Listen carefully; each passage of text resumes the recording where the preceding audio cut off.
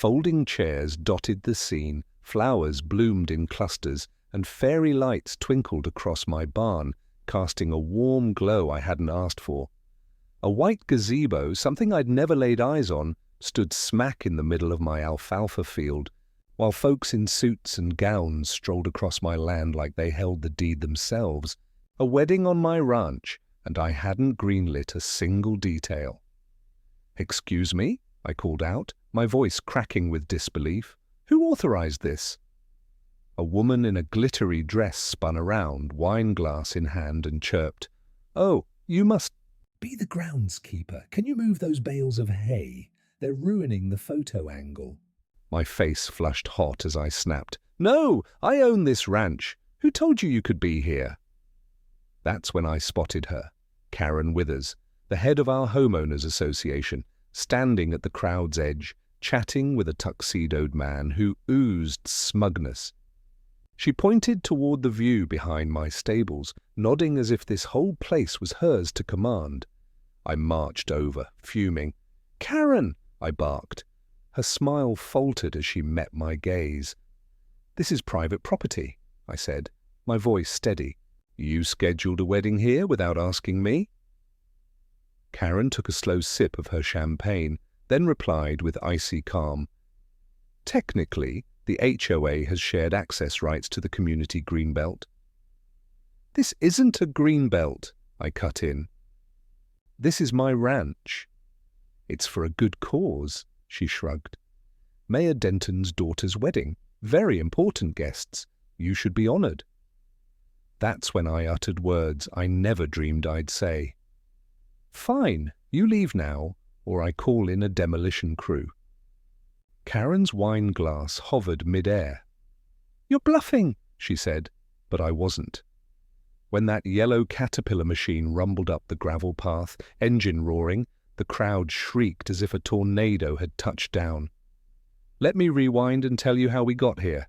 I'm Jake Whitman, 49, divorced, and I've called this 8-acre ranch in Oklahoma home for over 20 years. This land was my father's and his father's before him. My days are quiet, feeding the goats, tending the garden, watching the sun blaze the sky orange. Peace, that's what I fought for, but peace doesn't play nice with the HOA. See, I live in a gated development called Cedar Pines. Which city of the United States are you watching from? Drop a comment and share with most of the folks. Moved in during the housing boom, doctors, lawyers, city council types, fancy folks. When I refused to sell my land to make way for the Lakeview Clubhouse expansion project, they weren't happy. But I held my ground. Then came Karen Withers, the new HOA president, moved in from California with a clipboard, a chihuahua, and a mission. Her blonde bob was always stiff with hairspray, and her eyes scanned like radar. She once fined me $500 because my barn door was painted non-neutral red. You agreed to HOA rules? When you signed, she always said, but I never did. My land was grandfathered in their documents, didn't apply to me. That didn't stop Karen from trying. The wedding issue started 3 weeks ago. I remember because it was a Friday and I was hauling sacks of chicken feed. When a black SUV pulled into my driveway, Karen stepped out flanked by 2 other board members, Susan, who spoke like a phone operator, and Neil, who always wore golf clothes but never played. They handed me a flyer cedar. Pines is proud to host Mayor Denton's daughter's wedding on July 23rd location, the scenic Whitman pasture overlook. I stared at it. This is my land, I said. It's for the community, Karen replied sweetly. It'll be one afternoon, we'll handle clean up. I shook my head, not happening. Karen's smile thinned. Jake, this event is very important. Your cooperation would mean a lot to the HOA. I'm not part of the HOA. Karen leaned closer. Don't make this harder than it needs to be. I tossed the flyer back at them and walked inside for a week. Nothing happened. Then I noticed my back gate had been left unlocked. I found tire tracks in the grass and pieces of tape marking out spaces in the field. One day, a vendor tried delivering folding chairs. Another time, a woman with a clipboard started measuring the barn each time I told them to leave. They never did. I called the sheriff. He said it was a civil matter unless you catch them in the act. He said it's hard to prove intent. Then came July 23rd. I had no warning, no letter, nothing. I was inside fixing the water heater when I heard music blasting from the back fields. I looked out the window and nearly choked on my coffee. There were cars parked along the dirt path. Dozens of them, my cattle gate, had been removed entirely. There were decorations everywhere, lights, banners, even a photo booth set up next to my horse.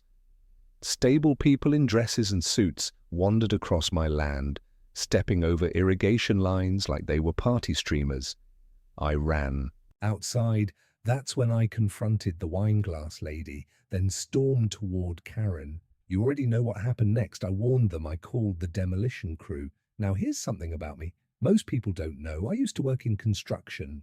Before I took over the ranch, my buddy Derek owns a demolition company out in Tulsa. I called him that morning and told him to be on standby, and Derek's not the type to ask too many questions. Bring the cat in a flatbed, I said. Going hunting, he joked wedding crashing. I replied. He laughed and said, be there in an hour. So when that big yellow machine started crawling up the gravel path, dust cloud behind it and metal arm raised high, it wasn't an accident. The guests started screaming. Someone dropped their champagne glass. The best man ran toward the parking lot, yelling, shut it down, shut it down. Karen sprinted toward me, in her heels, nearly tripping in the dirt. What are you doing? She shouted. You're going to ruin everything. I crossed my arms. This isn't your land, you're trespassing. This is illegal, so was your wedding. Then I gave Derek the nod. The machine's engine roared louder, and just before the arms swung, a loud voice rang out behind us. Everybody stopped. We turned. It was Sheriff Marley stepping out of his patrol car, hand on his belt, squinting in the sun. And just like that, everything froze. I could hear the wind rustling the cornstalks somewhere. A phone was still playing. Ed Sheeran, the Demolition Machine, idled its claw raised in mid-air. The sheriff looked at me, then at Karen, then back at me. Jake, he said slowly, you mind telling me what in God's name is going on out here? I opened my mouth to speak, but Karen beat me to it. He's trying to destroy a wedding. He brought a bulldozer to crash it. He's out of control, Sheriff. Marley raised a brow. Karen, he said. Whose land is this? Technically, the HOA has. I said, whose land? He repeated. Firmer? Karen hesitated, and that's when someone else stepped forward from the crowd. A woman in a white dress, the bride she looked. Between Karen and me, then walked over with a trembling voice. I didn't know, she said. They told me it was part of the HOA parklands. I had no idea this was your home. I stared at her. She looked genuinely upset. Tears welled in her eyes. I'm sorry, she whispered for a second. I felt a twinge of guilt. This wasn't her fault. It was Karen's. But before I could say anything, the demolition engine revved again, this time on its own. Sheriff Marley turned eyes wide. Derek, I yelled, cut the engine, but Derek wasn't in the driver's seat anymore. The claw came crashing down and hit something it wasn't supposed to. Everyone screamed. Sheriff Marley dove for cover. Karen dropped to the ground, and I couldn't believe what had just happened. The metal claw smashed into the gazebo like a hammer hitting glass. Wood exploded. White beams snapped and flew in every direction. The delicate string lights that were wrapped around the poles ripped away and sparked briefly before going dark. The whole structure collapsed in one loud, shattering crash. People screamed. Someone yelled, "Call 911!" Others grabbed their children and ran toward their cars. I stood frozen, mouth open, staring at the splinters of what had been a wedding centerpiece moments ago. The demolition claw rose back into the air, dripping wood and dust. Derek came running. Back from behind the machine, our eyes wide. I left it in idle. I didn't think he looked at me. Panicked. I went to take a leak. Man sheriff. Marley was shouting into his radio, "We've got damage, no injuries. Yet send backup units, might have a riot here." Karen was sitting in the dirt, her glittery high heels kicked off hair, wild breathing heavily like she'd just seen a ghost. The bride stood in shock, her hand clamped over her mouth. A groomsman gently pulled her back from the mess of broken boards. No one was hurt, but something else had shattered besides the gazebo. The illusion, this was no simple mix-up. This was something bigger. The fact that the HOA went behind my back, used my land without permission, and then dragged the whole town into it like it was nothing that wasn't just disrespectful, it was dangerous and illegal. I turned to Karen. "You told the mayor's family this was your land." She didn't answer.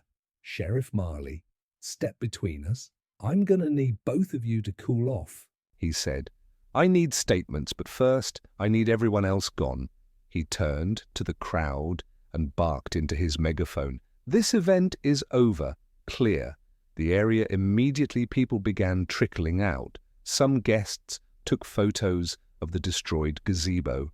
Others threw Karen dirty looks as they passed her. The mayor himself, short, red-faced, and sweating, stormed past without saying a word, to either of us, his daughter in tow. I looked around at the mess on my land, empty wine glasses, food trays, confetti wires, torn flowers, the remains of the gazebo. It was like a circus had exploded. Sheriff Marley pulled me aside. "Jake, you need to understand something," he said in a low voice. "The mayor's involved. This is going to make headlines." I didn't care, not anymore. "I want to press charges," I said, "trespassing, property damage, fraud if I can." Karen lied to those people and booked an event on land she didn't own. The sheriff sighed. "It won't be easy. The VHOA has lawyers. The mayor has influence. You sure you want to go to war?" I looked at my barn. The goats were huddled at the edge of the pasture, clearly spooked. I looked at my fields. My irrigation system had been trampled. The sunflowers I planted last month were all stomped flat. I looked at Karen. "I'm not at war," I said. "I'm reclaiming my home." He nodded slowly. "All right, but keep it clean. Jake, no more bulldozers." He paused. "And get that machine off your land now." I walked over to Derek, who was sitting on the hood of his truck, head down. "You okay?" I asked. He shrugged. "Didn't mean for it to drop like that." I patted his shoulder. "You didn't know it's all right. Thanks for coming anyway." He gave me a weak smile and climbed back into the machine. It roared to life and slowly backed out the way it came by. Nightfall. The property was empty, silent again, but it didn't feel peaceful. Not this time. I spent hours picking up trash. I pulled shattered wood out of the soil and carefully gathered broken glass from the fields. My boots crunched over, destroyed flower beds as I worked. I thought about my father, how proud he was of this land. He used to say, "Respect what feeds you. Son, you don't spit on the ground you eat from." Karen had spit, and she was about to learn what that cost. The next morning, I made calls first to an attorney, a friend of mine from high school named Todd Belson. Todd was sharp, honest, and didn't like the HOA either. He listened patiently. "Wait, they forged event rights and had a public gathering on private land?" he asked. "Yep, without insurance?" "Nope, damn," he muttered. "They're done." He told me we had a solid case, trespassing, civil damages, possibly fraud. He asked me to send pictures and any documents they left behind. I had photos of the flyer, the tracks in the field. And now destruction from the event itself. Let me start filing. Todd said we'll hit them with a cease and desist by Monday. Then I called a surveyor. I wanted new signs. Bigger ones, clear ones that said private property. No trespassing violators will be prosecuted. I even asked him to help me re-fence the back part of the land with motion sensors and floodlights. I wasn't taking any more chances that evening. Something unexpected happened. I was sitting on my porch with a cold beer when a white car pulled up the gravel drive. I stood up, already tense. A woman stepped out. It was the bride. She walked slowly up the path, still in the same white dress now. Dusty and torn at the hem, she held her shoes in her hand and looked embarrassed. "I'm sorry," she said softly. I didn't say anything. I didn't know, she continued. "Karen said it was HOA property and that you had signed off months ago." She made it sound like it was all formal. "Didn't you wonder why no one from the venue showed up?" I asked. She smiled weakly. "I guess we were too busy with planning. It all happened fast." I sighed and leaned on the porch rail. "You didn't deserve that mess. Your wedding should have been a happy day." She nodded. "It was ruined, but not by you." There was a long pause. "I brought something," she said, reaching into a small purse and pulling out an envelope. "It's what we would have paid for the venue. I think it belongs to you." I took it and opened it. Inside was a check for $4,000. "I can't take this." I said, "You didn't mean any harm. It's not for you." She said, "It's for the land, for the mess, for what Karen tried to get away with." I stared at the check, then slowly nodded. "Thank you." She turned to leave, then looked back. "I hope you make them pay," she said. "People like that think they can get away with anything." After she left, I sat back down and looked at the check.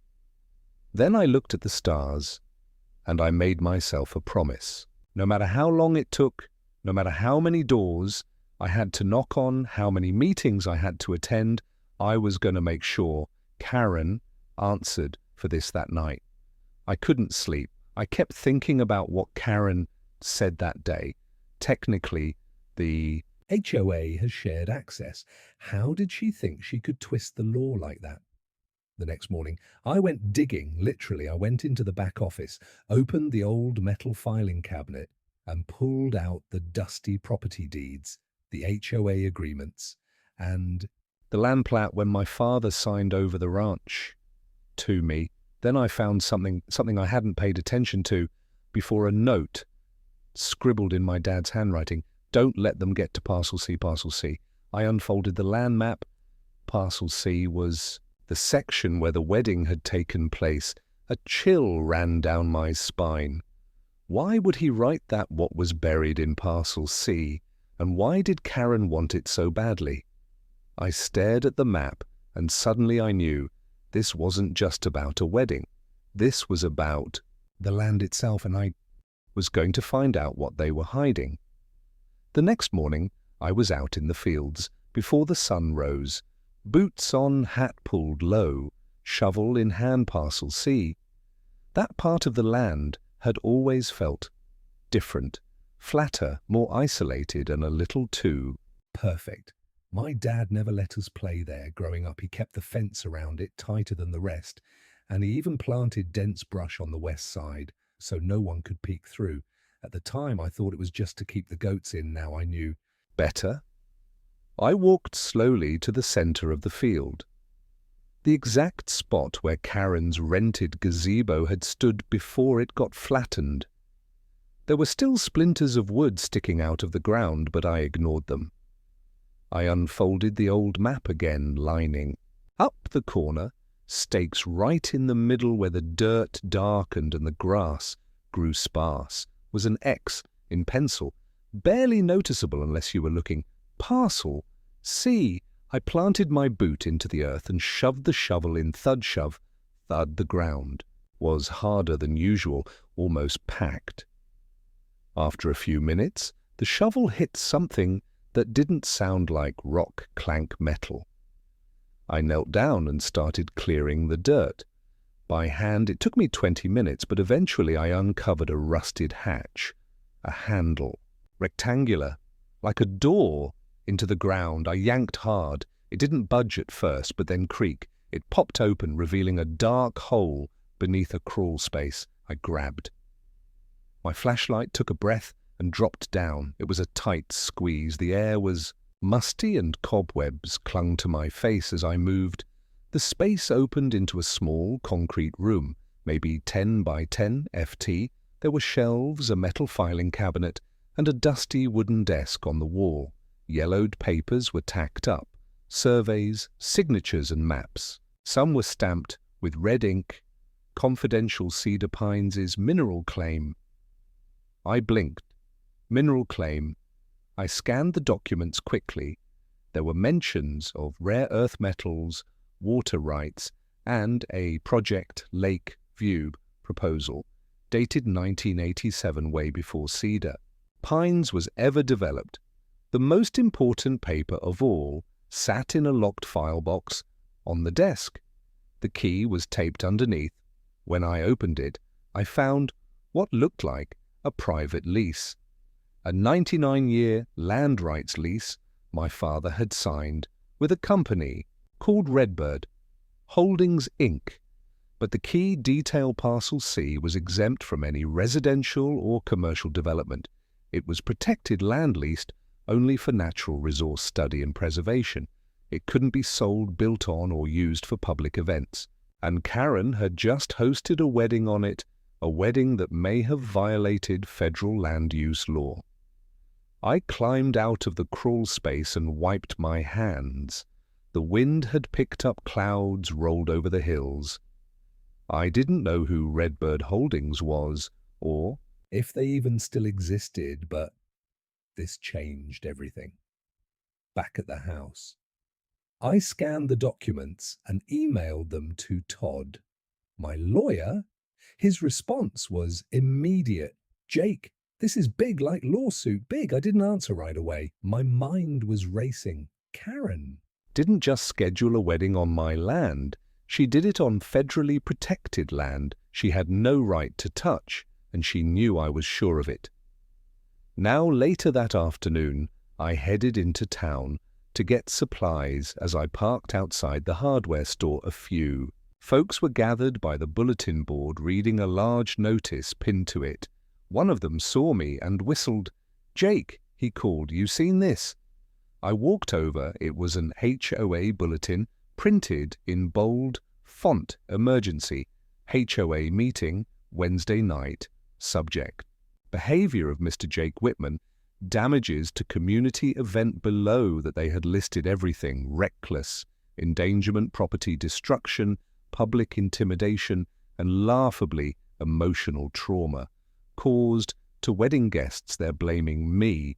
I asked one woman, Margaret, from lot 14, folded her arms. Word is Karen's spinning the story, saying you went rogue and endangered the mayor's family. She's rallying the board to file civil charges. I clenched my jaw. Let her. Margaret raised an eyebrow. You've got something? I leaned in. Oh, I've got something. That night I worked until midnight preparing a document binder for Todd, photos, maps, the mineral lease. I even found a scanned copy of my dad's old letter to Redbird Holdings stating clearly that parcel C is never to be touched by HOA jurisdiction. Then, as I stood in the hallway looking at the binder, something occurred to me. Why was Karen so desperate to use that land? Why that patch of ranch? She had the whole HOA park, the clubhouse, even a lakeside trail. Why risk a lawsuit unless she knew about Redbird Holdings and what was buried under that soil? I had to find out the next day. I drove to the county records office and asked for anything on Redbird Holdings. The clerk typed into her database and shook her head. Company dissolved last. Activity was in 2009. Who owned them? She flipped through the records. Looks like it was a shell company, but wait, she clicked something, then froze. Here we go, look at this. She turned the screen. Redbird Holdings Inc. was founded by someone named James Denton. I leaned closer. James Denton, the mayor. My heart pounded. I stepped back. So this wasn't random. It was planned. Karen, the mayor, the wedding, the push for more, HOA jurisdiction. They weren't just trying to host an event. They were trying to legitimize a land grab. If they used the land, and I didn't stop them, they could claim established use. And if that happened, they could move to formally annex the parcel under HOA management. This wedding was never about celebration. It was a smoke OKC screen. I left the office in a daze, gripping my keys so hard my knuckles turned white. I needed more evidence, and I needed allies. That evening I drove to Neil's house, one of the HOA board members who always followed Karen's orders but never looked comfortable doing so. His house was quiet. When he opened the door, he looked surprised to see me. "Jake, I know you're not a bad guy," I said. He sighed and stepped aside to let me in. I didn't vote for the wedding, he said quietly. But Karen pressured the board. She said we'd lose HOA funding if we didn't support it. She said you'd never fight back. I handed him a copy of the mineral lease. This is what she's really after. Neil scanned it, then looked up eyes wide. Holy hell, she knew, I said, and so did the mayor. Neil nodded slowly. They wanted the land under HOA control. The wedding was the first step. You interrupting it, you stopped their timeline. That's why she's furious. I took a deep breath. "Will you speak up at the meeting?" I asked. "Tell them what you know." He hesitated, then nodded. "I'll be there." As I drove home, the storm clouds that had gathered all day finally broke. Rain hammered the windshield, thunder rolled across the open sky like cannon fire. It felt fitting the HOA thought they could bury me in noise and paper, in lies and party tents. But they didn't know what my father left behind, and they didn't think I'd fight this hard. They wanted a quiet rancher. What they got was a storm. I pulled into the driveway and saw a single sheet of paper taped to my front gate. It was wet from the rain, but the words were still visible. "Oh, notice your actions violate Article 12, Community Cooperation Clause. You are hereby ordered to appear before the board. Failure to comply will result in..." Property lines. They were escalating hard. But what they didn't know was that I had a secret weapon, and on Wednesday night I was going to blow their whole plan apart. Wednesday night arrived like a brewing storm, hot, heavy, and full of electricity. The HOA meeting was held in the Cedar Pines Community Hall, a fancy brick building with too much glass, and not enough sole rows of white chairs were set up in front of a polished wooden stage. A podium with the HOA seal stood proudly beneath the eye. Large digital screen reading, Special Emergency Meeting Conduct Review, Jake Whitman. I walked in, wearing my work boots, jeans, and a plain flannel shirt. No need to dress up for a sham trial, but I wasn't alone. Behind me came Neil, the board member, who'd agreed to speak out, and beside him, Margaret, from Lot 14, then Mr. Grady, from Lot 22, the owner of the hardware store, the ranch, hand, from across the way. Word had spread fast. I may not have lived in their HOA boxes, but people knew who I was. They'd seen what Karen did. The place was packed. Karen sat on the stage, flanked by Susan and 2 other board members. She wore a dark navy blazer, pearls, and a face that looked carved from stone. The mayor wasn't there, but his presence loomed over. Every word she took the podium.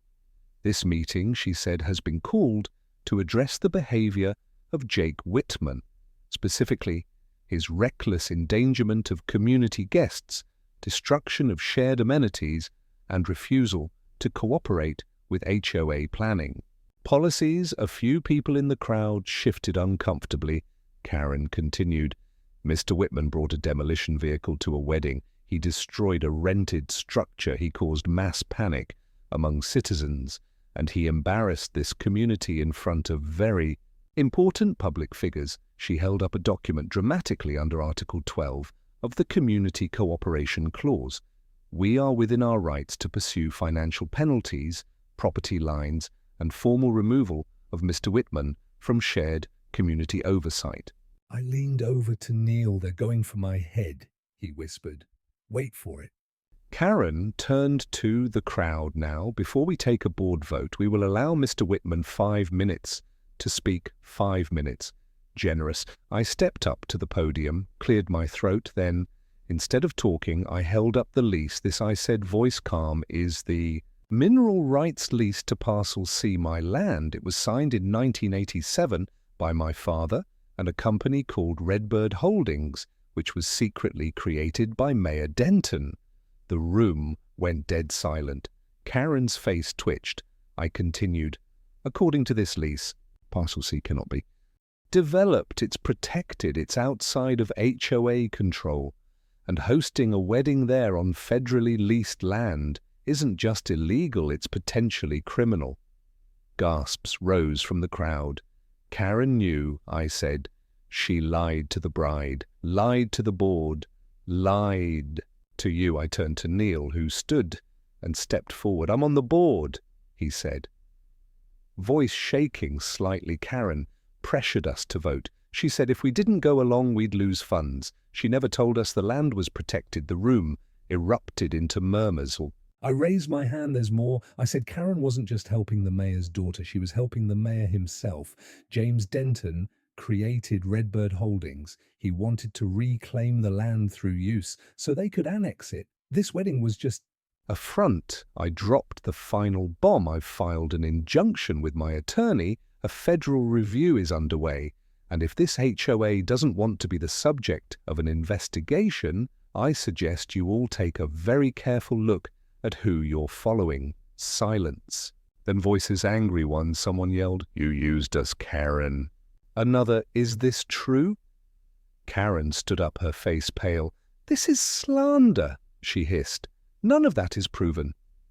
"It's all in here," I said, waving the binder. "Maps, letters, handwriting, official stamps. You want proof? I'll pass it around." I handed it to the nearest resident, who opened it like it held gold.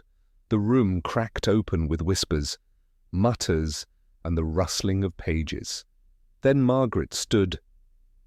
"I move that we postpone this hearing indefinitely," she said, "until a full investigation is completed, including Karen's actions." Cheers erupted. Karen's gavel hit the table. That's not procedure, but no one was listening to her anymore. Another board member, a quiet man named Don, cleared his throat and stood up. I seconded the motion. Karen spun toward "Him, don't you dare!" But he spoke over her. All in favor hands shot up. Nearly everyone. Karen's hand stayed down her face. Hardened like cement motion. Passed, the meeting adjourned. I stepped back from the podium, shaking slightly from the adrenaline. But then I felt a hand on my back, Margaret's. "You did it," she whispered. Not yet, I thought, not fully. Outside, I stepped into the cool night air and looked up at the stars. My land was still mine. My voice had finally been heard.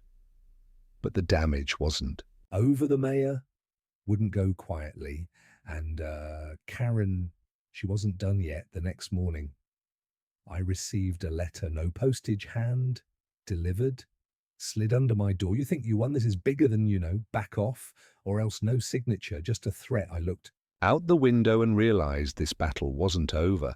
It had only just begun. The letter sat on my kitchen table like a snake in a bird's nest. It was written in all caps, typed on plain white paper, and had no fingerprints, at least none I could see. No return address, no marks on the envelope, just those 5 chilling words, "back off or else." I stared at it for what felt like hours. I wasn't scared exactly, but I wasn't stupid either. This wasn't a prank. It wasn't some HOA fine printed on letterhead. or a snarky comment from Karen about paint colors. This was personal, direct, and angry. Whoever sent it wanted me rattled. I wasn't going to give them that satisfaction. I folded the letter, slid it into a plastic sleeve, and called Todd, my lawyer. "You need to bring that in," he said. "We'll run it through the right hands. Might even get a handwriting analyst or look for watermarks." You think it's from Karen. I think you've kicked a very large, very angry hornet's nest. And he was right, because that afternoon the hornets came flying. It started with a truckload of gravel, literally. A dump truck pulled into my ranch road around 3 RPM and unloaded 2 tons of crushed granite across my main entrance, blocking my gate completely. The driver didn't say a word, just dumped the load, handed me a slip-marked HOA work order 307 and drove off. My blood boiled. Then came the county inspector. "Got an anonymous tip," he said. "Your barn might be violating new zoning codes." I asked, "What new zoning codes?" He shrugged. "Just here to check it out." And just like that, he was walking around my property snapping photos of every shed stall and fence post. It wasn't coincidence, it was Karen, or maybe the mayor, or both. They were trying to drown me in red tape. I spent the next 2 days putting out fire after fire, code checks, noise complaints, even a letter saying my irrigation well needed a water usage audit due to unusual activity during the wedding. Unusual Activity? You mean 200 strangers tromping around my land like it was a city park? I wasn't just angry. I was exhausted. Every time I cleaned up one mess, another appeared. But then something happened that shifted the wind back in my favor. Late Thursday night, my phone rang. Unknown number. I almost ignored it, but picked up anyway. "Mr. Whitman," a young voice said. "This is Emma Denton, the bride, the mayor's daughter." I sat up straight. "Emma, I didn't know who else to call," she said, her voice shaking. I'm not supposed to be talking to you, but something's wrong." I felt a jolt in my spine. "What happened?" She hesitated, then whispered, "I found something in my dad's office about your land. Go on. I think they'd been planning to seize Parcel C for months through something called eminent domain light, some shady partnership between the HOA and a company called Pinnacle Systems. The name meant nothing to me, but the words eminent domain sent a chill through my bones. "That's illegal." I said, "The HOA can't file eminent domain. That's government only." "I know," she whispered, "but they're trying to use a loophole, something about zoning it for community utility, and then leasing it to a private company. I don't understand all of it. But they're not just trying to take your land. They think there's something under it that confirmed it. This wasn't about a wedding. It was never about a wedding. It was about what was buried in Parcel C. Minerals, water reserves, I didn't know yet. But they wanted it bad enough to risk prison. And if they were trying to steal it through zoning tricks and shady leases, that meant there were documents, paper trails, evidence. Emma offered to meet me quietly the next night to give me copies of what she found. She said she'd hide them in a library return book at the town archives inside a biology textbook. From the 1990s, it felt like something out of a spy movie. I agreed. The next day I went into town and found the book in the discarded bin. Just as she said inside, the pages were 6 folded printouts, including emails between Karen and someone at Pinnacle Systems and a draft lease agreement for Parcel C. It was damning. Karen was trying to declare my land a community recharge zone, a fake term meant to make it sound environmentally important, but instead of preserving it, the plan was to hand it off to a mining firm under a 40-year lease. In return, the HOA would get a silent investment return and board incentives, kickbacks, bribes, corruption. I photocopied every page and sent it to Todd. He called me within the hour. "Jake, this is gold. We don't just have a defense anymore. or we have a counterattack. That night, I sat on my porch, watching the moon rise, a cool beer in my hand, but I couldn't enjoy the peace because something else happened. A truck, late, no headlights. It rolled slowly down the hill near Parcel C and parked just beyond the tree line. I killed my porch light and watched. 3 figures stepped out. One held a flashlight. Another had a clipboard. The third looked like he was digging. I grabbed my phone and started recording through the scope of my hunting rifle, zoomed in just enough to catch their faces. One of them was Karen. Another was a man I didn't recognize. The third, the mayor. They were surveying the land at night, illegally trespassing. I kept filming until they drove off 20 minutes later. Now I had them, but I needed to be smart. The next day, I made 2 copies of everything, the documents, the footage, the mineral rights, at least the photos from Parcel C. 1 copy went to Todd, the other I mailed to a local news reporter. I trusted Maria Thorne at Channel 7. She'd exposed corruption in the county years back and wasn't afraid of power. I included a simple note: everything you need is here, dig deeper, ask about Pinnacle Systems, ask about Parcel C, Jake Whitman. Then I waited 2 days. Later, it hit the news: breaking HOA land, grab, scandal exposed. Mayor linked to illegal mineral deal. The fallout was instant. Karen's phone number was shut off. The mayor's office refused to comment. Residents of Cedar Pines gathered in angry circles, demanding answers. Margaret called me that evening, breathless. Jake, everyone's furious. HOA members are resigning. Don even threw his badge at Karen's car, but I wasn't celebrating yet because one thing kept eating at me. Why dig at night? Why now? Unless they found something, or worse, they buried something and I needed to find out what. Before it was too late, the next morning I returned to Parcel C, not with a shovel this time, but with purpose. Something was off. The grass near the center was freshly disturbed. The soil looked darker, like it had been turned overnight. Tracks led in and out wide enough for a small excavator, whatever Karen, the mayor, and that third man had been doing here in the dark. It hadn't been casual surveying. They were hiding something. I walked the area carefully, my boots pressing into soft ground, until I found a patch of dirt that was too smooth, too intentional. I knelt and dug with my hands. Only a few inches down my fingers. Hit metal.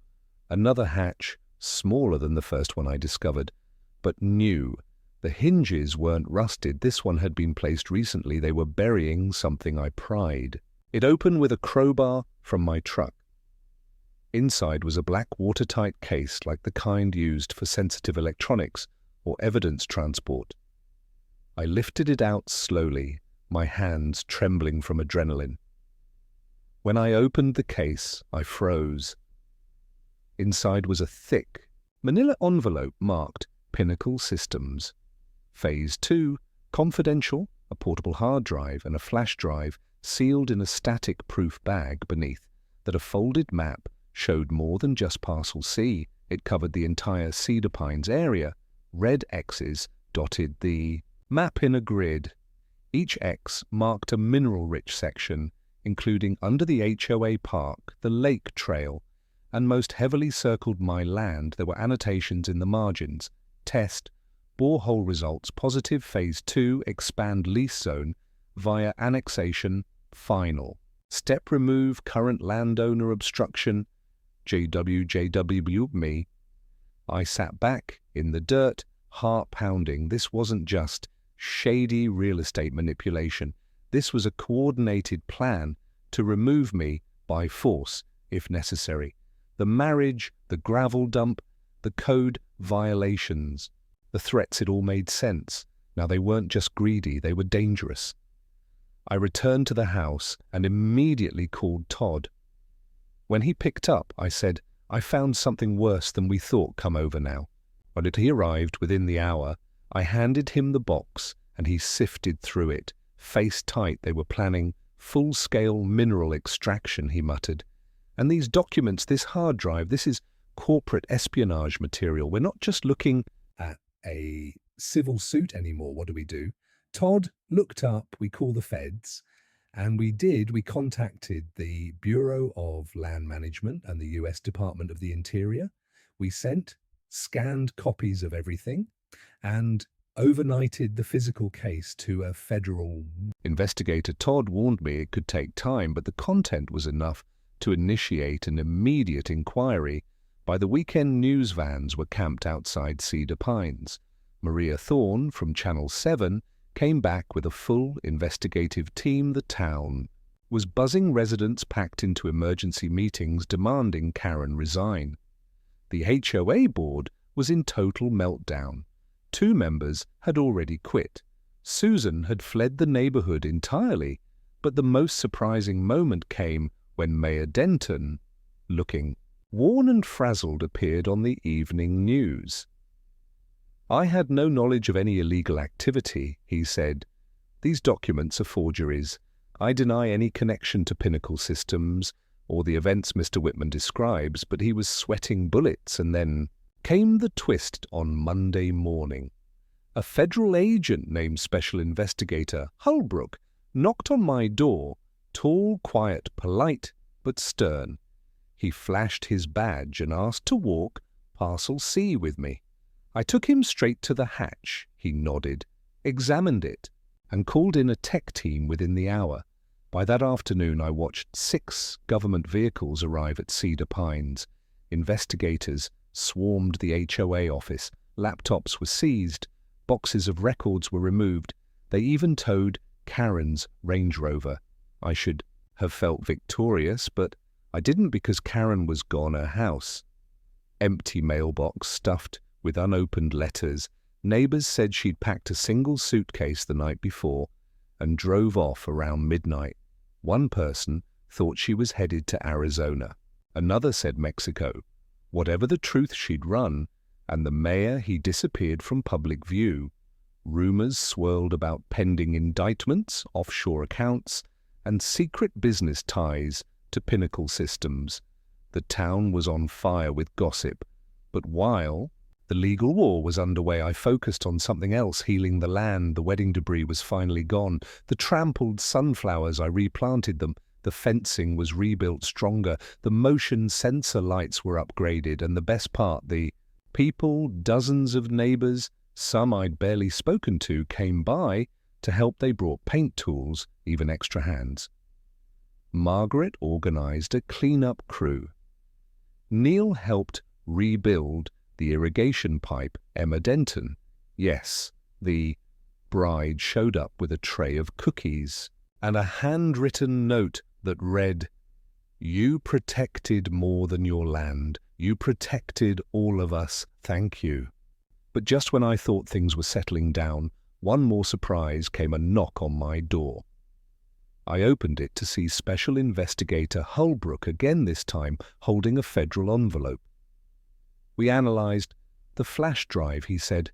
"There's something you need to see." He opened the envelope and handed me a printout. It was an internal Pinnacle Systems memo, subject line Parcel C Operation Shutdown, approved by JDKW. Below that, a directive ordering the forced removal of any non-compliant landowner via environmental safety violations or artificial disaster triggers. I read it 3 times. Artificial disaster.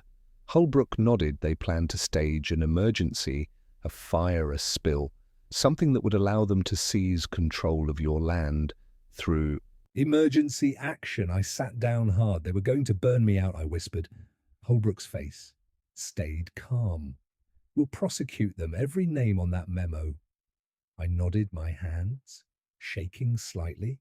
"Thank you," as he left. I looked back toward Parcel C. It looked peaceful now, but the scars were still there on the land. And in me, they'd tried to take everything: my home, my peace, my life. But I was still standing, and they were falling. But I knew this wasn't the final page, because one name hadn't surfaced. Yet the third man from that night, the one with the clipboard, he wasn't Karen, He wasn't the mayor, and he wasn't in any of the records, which meant the biggest secret might still be buried under my ranch.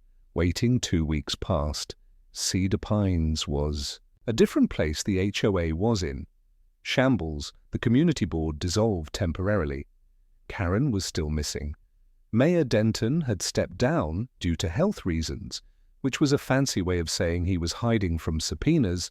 The media frenzy died, down after the feds confirmed ongoing investigations. But for me, the storm wasn't over. That third man, the one with the clipboard, haunted me. I watched the video I took that night over and over, zoomed in, enhanced, even ran it through facial recognition software. Todd's tech guy had access to nothing. He wasn't a local, wasn't HOA, and wasn't Pinnacle Systems, at least not officially. But then something clicked. In one of the documents Emma Denton gave me, an old, scanned email chain, there was a name in the CC line, Martin Schaefer. He wasn't mentioned in any context, just copied. I looked him up. Nothing came up at first, but after digging deeper, I found an archived website from 2014, a consulting firm specializing in land asset transitions and private sector reclamation projects. The owner, Martin Schaefer, he disappeared from public listings. After 2015, I showed his picture to Holbrook. That's your guy. Holbrook confirmed freelancer, known for helping companies stage fake emergencies to force buyouts, usually operates in quiet rural zones where oversight is minimal. So that was it. They were going to set a fire poison, the well block my access, blame me for hazards, and then sweep in to rescue the community, all to claim what lay under. Parcel C, but there was one thing no one had figured out yet, what was so valuable beneath my land. I had the mineral rights file, but no list of specific resources, no drilling records, nothing recent, until a letter arrived, old, yellowed, postmarked. From 1994, it was addressed to my father from someone named Dr. Hal Bishop, head of a university geology program. The letter had gotten lost in the attic, tucked behind the rafters. I found it while storing some supplies inside. It said, Jim, based on the core samples you sent from Parcel C, we estimate a rare vein of scandium and other high-demand metals used in aerospace engineering. Keep it quiet, this could change everything. Scandium, rare, expensive light used in aircraft electronics and advanced military tech. That's what they were after. My land wasn't just dirt and grass, it was a gold mine. No wonder they'd stop at nothing. I took the letter and core. Sample bag. Yes, my dad had kept one sealed in a box to a lab. Todd recommended the results. Verified. Parcel C contained one of the richest scandium deposits in the lower 48. It was worth millions, maybe more. And here I was, a rancher who barely broke. Even some seasons who thought he was just defending his land from a wedding.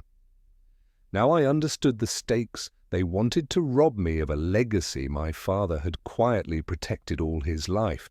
Well, not on my watch. I filed for a federal protective designation of the land blocking any future commercial or municipal interference. I hired a geological attorney to lock in the mineral rights under my name and established a trust so no developer could coerce me into selling.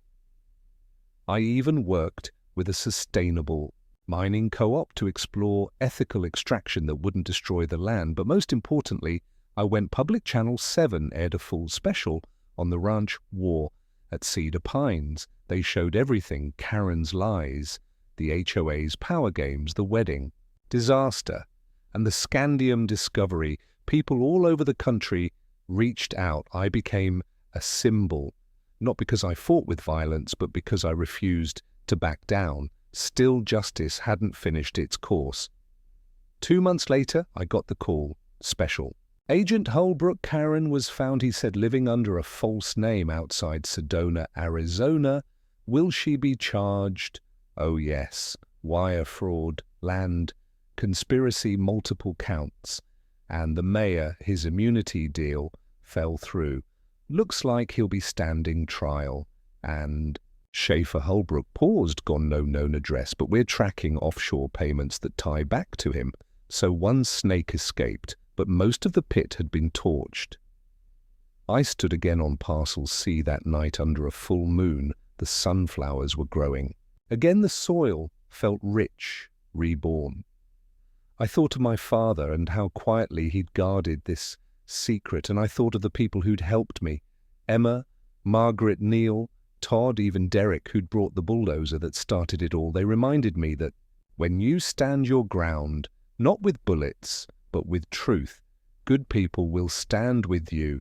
The next day, I threw a party on the ranch. No weddings, no gazios, just a big cookout fire pit. Neighbors, laughing, kids running around the barn. Real community. As the sun set, Margaret clinked her soda bottle to mine and said, "So what's next for the man who beat City Hall?" I smiled. "Peace," I said. She grinned. "Until the next HOA tries to build a golf course on your tractor." We laughed, but deep down I knew I was ready because I had learned something powerful. They can schedule a wedding on your land without permission. They can throw threats and lawsuits and dump gravel at your front gate, but they can't bulldoze your will unless you let them, and me, I'll never let them. Not now, not ever.